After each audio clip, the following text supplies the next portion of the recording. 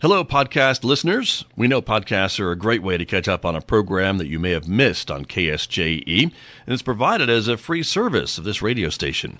But you know, KSJE is now listener-supported, and so while you enjoy this podcast, we hope that you'll also take some time to join KSJE.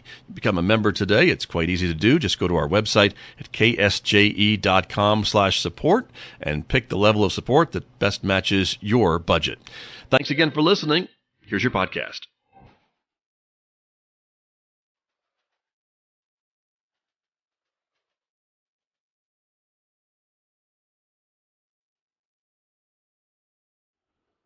Welcome back to Right on Four Corners. I'm your host, Delcherie Gladden. I'm a USA Today bestselling author with over 30 published novels. And on this week's episode, I have Alix Christie, and she is going to be talking about her new book, The Shining Mountains. Alix, go ahead and introduce yourself. Thanks, Delcherie. My name's Alix Christie, and I'm a novelist and a short story writer and a journalist. So I started writing novels rather late in my career. It's a second career, and published my debut in 2014 called Gutenberg's Apprentice. I recently won the Missouri Review Fiction Contest, Editor's Prize Contest, so it's been really a fun experience, taking a long history of newspaper reporting and turning it into fiction. It is exciting being able to come from one genre, move to another. How did you find that process to be for you? Well, you know, it's interesting.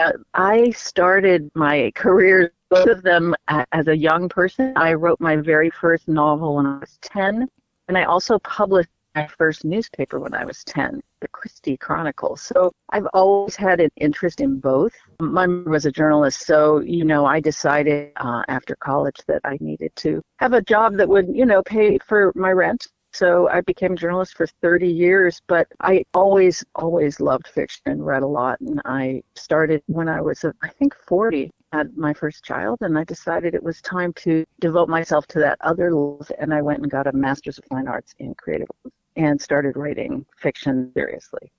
How long did it take you to complete your first book, Gutenberg's Apprentice? Like many writers, it was not the first. There was a really bad novel that's still in a drawer that was the first one that I started writing back in the late 90s sometime. So I worked on that one for a number of years. And then Gutenberg's Apprentice grew out of my interest and my hobby, which is printing, letterpress printing. My grandfather was a printer and a type founder. So it was one of those things that was sparked by something I read in the newspaper. And then over a number of years, I did the research. I think it took me from start to publication a total of 7 years, which is, you know, a hugely long time for a novel. But as is true with this new novel, too, my work seems to have an interest in looking at real life and real situations and real historical periods, really immersing myself in those periods and then imagining who the people were, who were real historical figures, why they acted the way they did and how lives were, and creating a fiction based on a kind of a factual scaffold. So this new book, too, took me 3.5 years, I would say, of writing and writing. And then we had a pandemic, so it took a bit longer to get published. I think it was about 3 years for this one. The process is getting faster. You got it in half this time. Exactly. Or I focused more. You know, I've also had a very busy life. My husband and I are both journalists. We've both been correspondents, and we have moved around quite a bit. So there's a few international moves in there, children to raise, you know, life to live, income to earn, all those things. So, you know, I think like many writers, you know, we all have day jobs of one kind or another, except the very lucky few who can live off of it. This type of writing takes longer because there's a large research component. Absolutely. That's something that, for me personally, has always scared me away from historical fiction. Just like, I don't have the time to put in the amount of research necessary to really do it right. And I think that's so important. Are your novels set in a contemporary period more often? For the most part, some of mine have like historical components, especially some of the ones set in the Southwest that deal with some of the Native American history.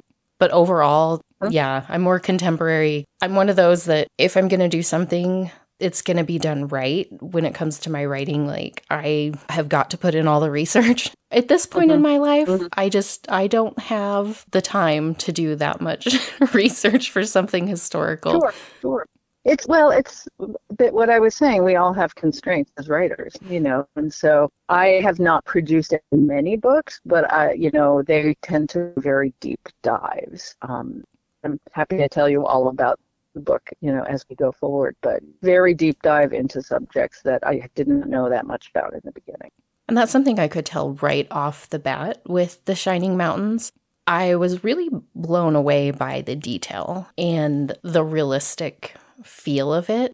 Some of your descriptions, one of the ones that really stuck with me, the scene when Catherine gives birth the first time, and just the detail of that process and the cultural practices. And I was just like, wow, I wouldn't have known what that experience would have been like for her coming into this. Just, I was really surprised by that and really impressed by how realistic and how complete that scene felt.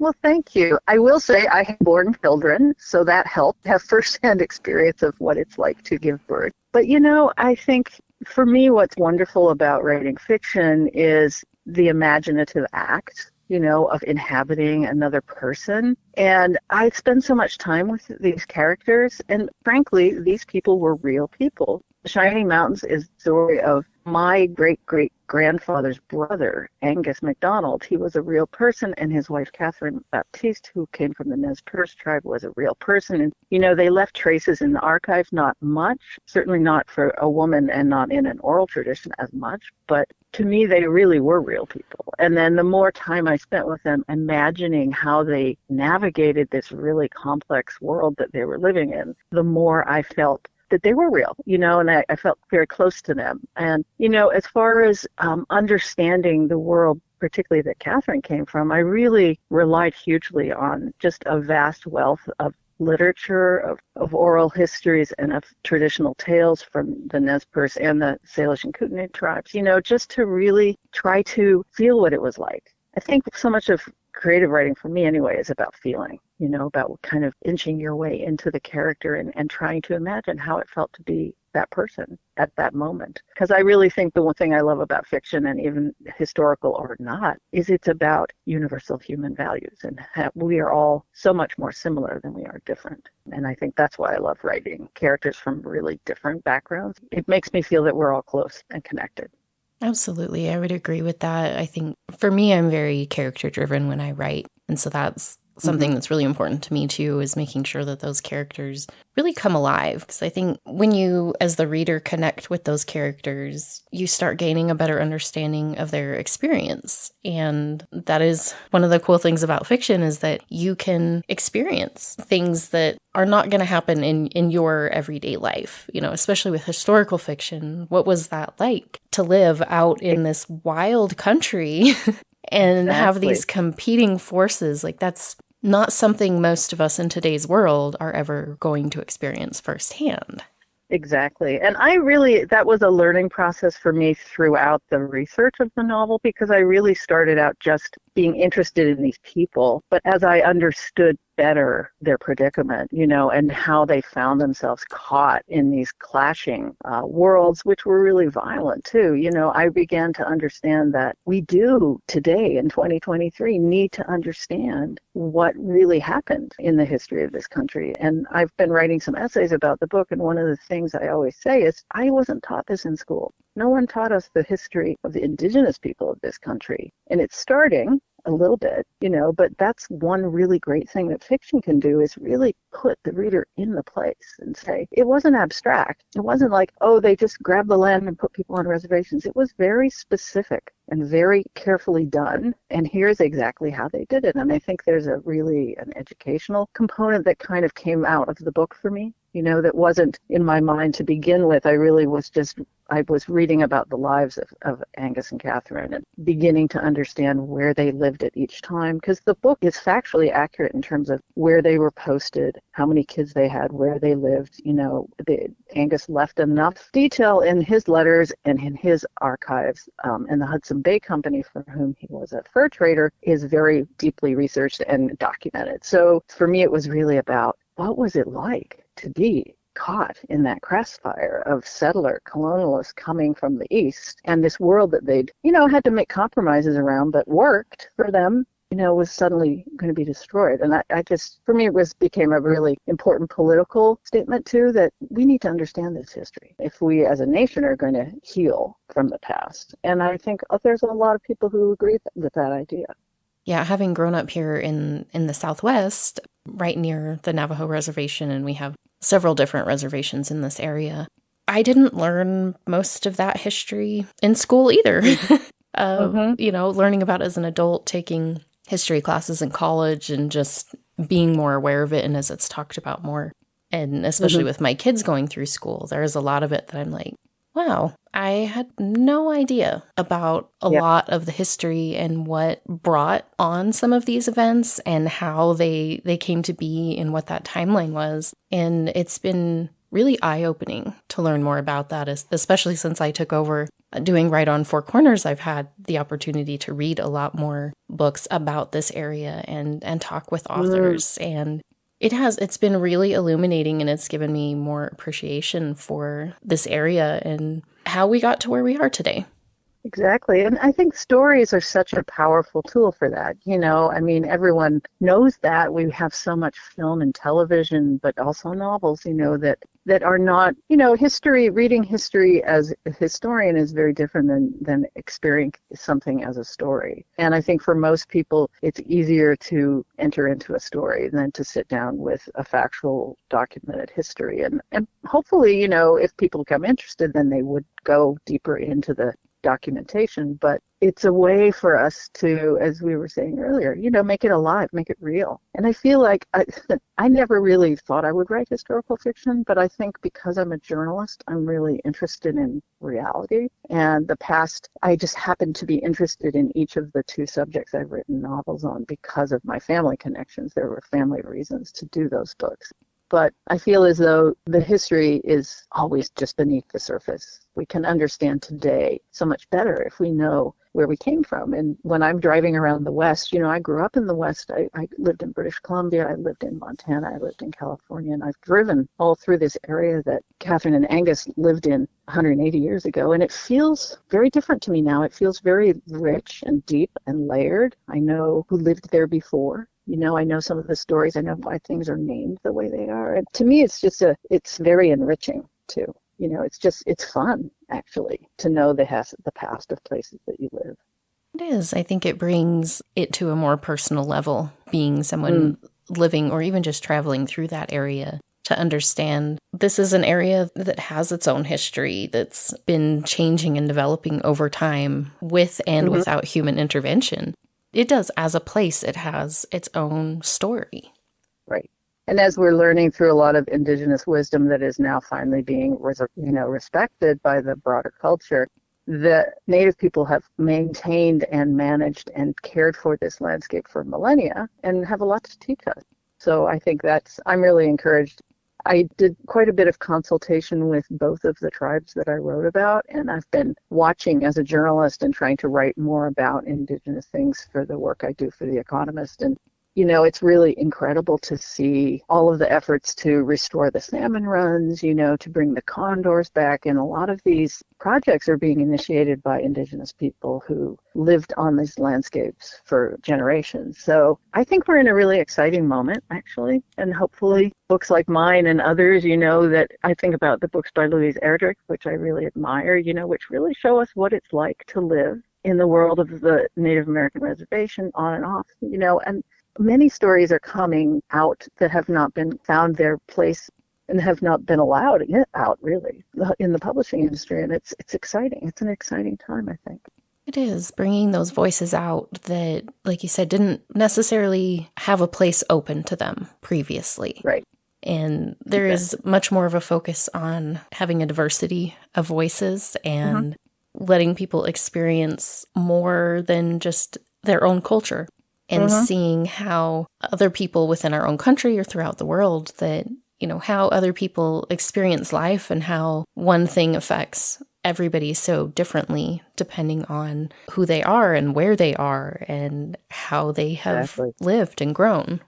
Exactly. And that's where fiction and literature, I think, are sort of unparalleled portals, into other people's experience. And I was just reading an article in the New Yorker about the decline of the English major, and it's worrisome, because I think stories, I am definitely not the first writer to say it, stories are how we understand how we live, and we need people to continue to understand the value of literature, I think. Absolutely. And something I wanted to ask you about, you brought up a little bit, the concept of sensitivity readers, I think, is fairly new-ish. It's something that has become more of a practice, which is good, and something that I think as a whole, the publishing industry is trying to be a little bit more aware, more sensitive, and making sure they're getting things right when it is, especially someone from outside of a culture writing about a culture. And it sounds like you put a lot of time into working with descendants of some of the tribes that are discussed in the book to make sure things are accurate and represented appropriately. Tell me more about that process.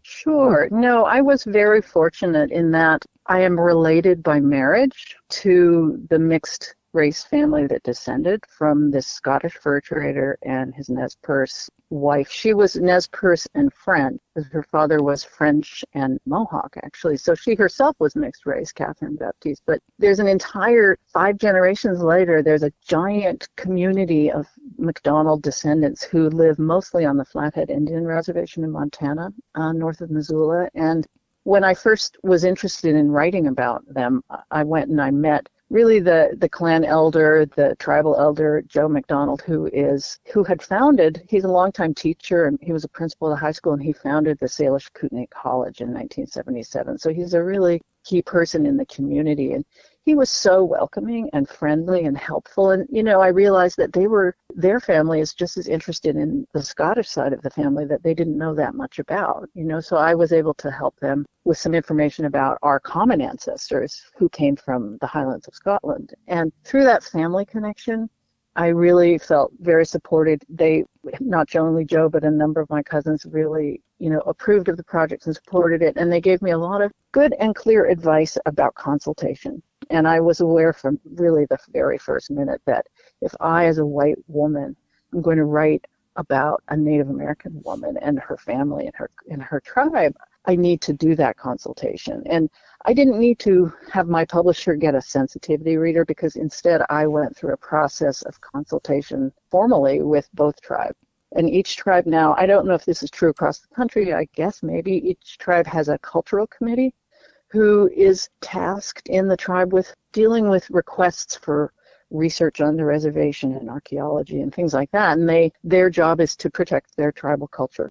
And so I went to each of the 2 tribes, the Nez Perce and the Salish Kootenai Confederated Tribes, and formally petitioned to be able to do the project. And it was heard in the committee, and I got approval from both of them to do that. But that was sort of just the paperwork part in a way, the formal part. And then in each tribe, I found an elder of the tribe. One of them in Montana, she was actually a descendant of Angus and Catherine, and she read the manuscript and she approved it. And then in Idaho, a former tribal chairman also read it, and I met with him and he made some suggestions. So, it was absolutely vital, I think, that we don't limit what we write about, but we write about it with accuracy, sensitivity, do our very best to not make mistakes, understand our own biases. It's hard, but I think that fiction has to have the ability to imagine other worlds and other lives, but we have to do it responsibly, and so it has been, that was part of the length of the process, was just doing the consultation, but it also gave me time to learn about the cultures and to read deeply and to read, Nez Perce traditional tales. And a lot has been published. There's a great deal out in the public domain that you can learn, and you can do your homework as a writer. I think it's really critical that you do that.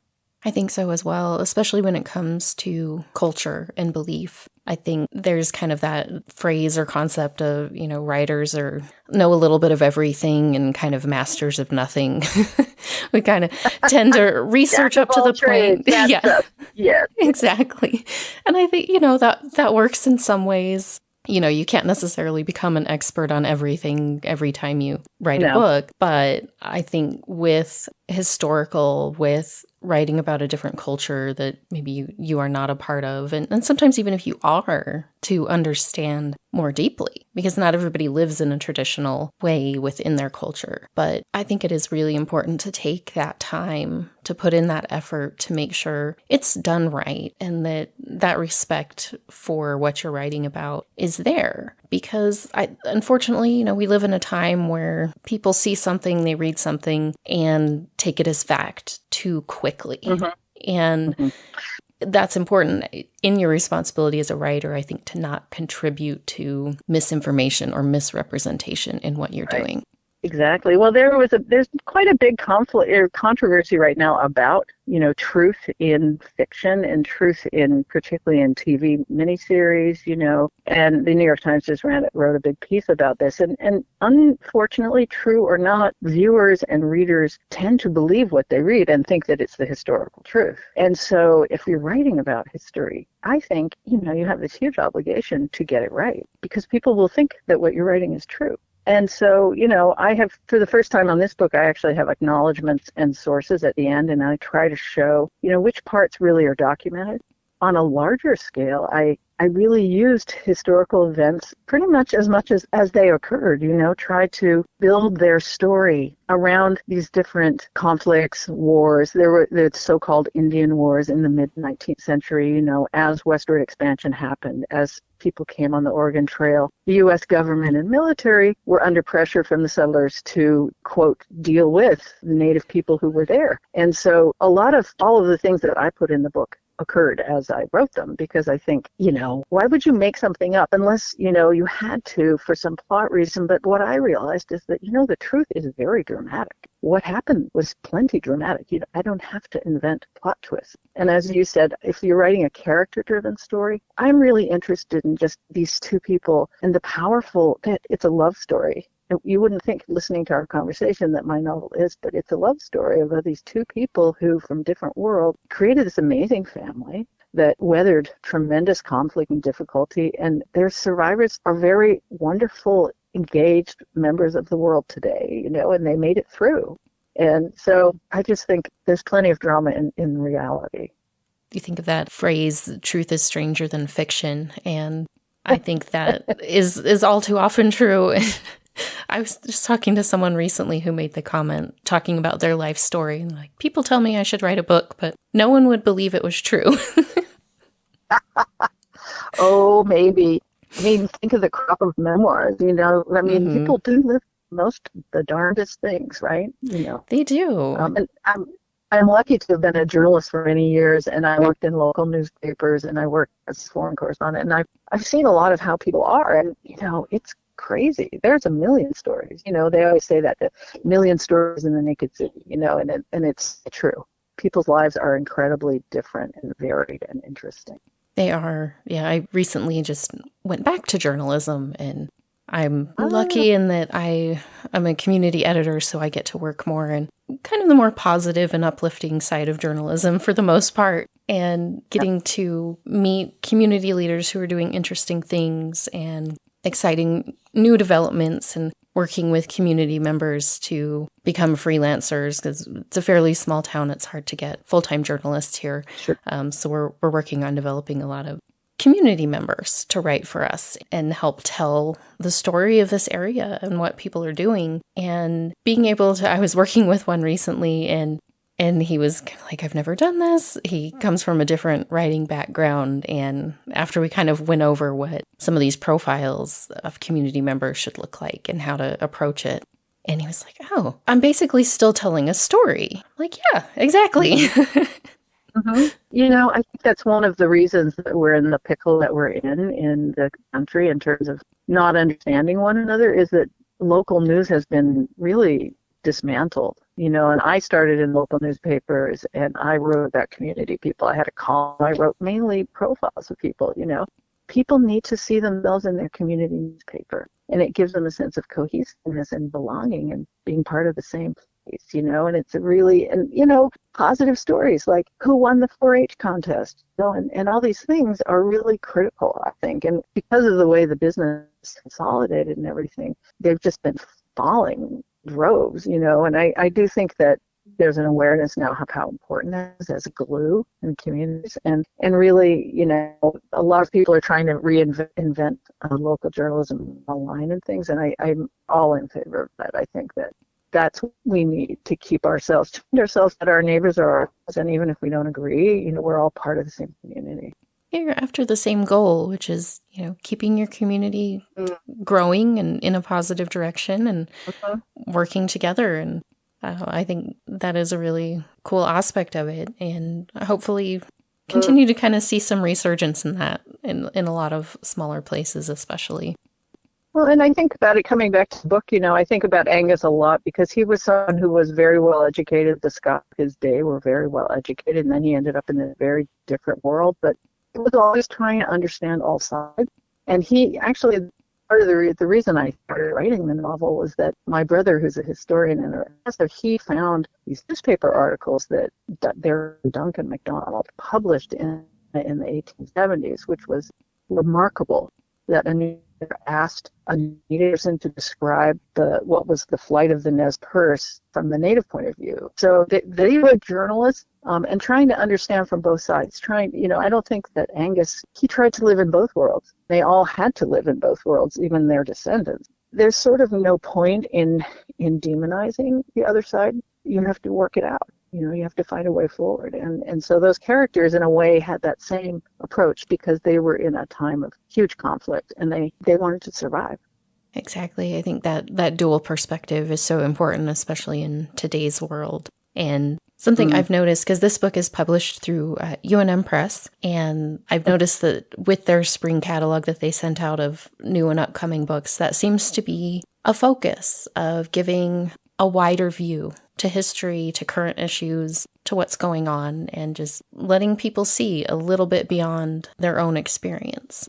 I have been so impressed by the press. My book was published by a big New York publisher, and this is a wonderful university press. I think one of the oldest in the country, very highly regarded. And I think they're doing super work. And as you say, it's really a very broad palette. From local history and natural history to poetry to the High Road Books imprint with their commercial fiction. They're reaching high and wide, and I have nothing but praise for their catalog. I think it's really interesting too. Well, it sounds like then you've had a good experience going through that publishing process with them. Absolutely. No, and I don't know if you maybe seen the final copy of the book. It's just coming out now. It's been printed and it's being shipped. And the book is beautiful. The entire process has been really wonderful. Once we had once the manuscript was purchased, what's different about University Press, and I appreciate it, especially for this book, they have a vetting process. They don't just buy a book and publish it. They buy a book and then they share it with a faculty committee. And faculty committee is going to base their approval or disapproval on external readers. So it's a kind of peer review process. It's sent to 3 different readers outside of New Mexico, two of whom were not. And I got feedback from these external readers. So it felt like a very serious process and very thorough. And I appreciated that, actually, because it is delicate for me to be writing into this community, especially now when people are rightly so, people should be allowed to speak in their own voice. And as I said, I have this huge family in Montana now, and they're wonderful. One of my cousins by marriage is a filmmaker, and known her at the beginning, I would have loved to cooperate with one of my cousins in the ideal authorial situation. But, they supported me in writing the book. So I feel confident that as good a job as I could. Culturally, anyway. Where can people find the book once I know it's available for pre-order now, but where can people go to find the book and to follow you? Wonderful, thank you. Well, it is coming into bookstores as we speak, so you can go into your local independent bookstore and ask them to order it. You can go online. I like bookshop.org, but you can get it, at Barnes & Noble, at Amazon, at any major bookstore will have it now. It's called The Shining Mountains. And my website is alixchristie.com, ALIXCHRISTIE. We are just about out of time, but I wanted to thank you so much for sharing your book with me and for taking the time to come on the radio show. Delshri, it has really been fun talking with you. I appreciate it.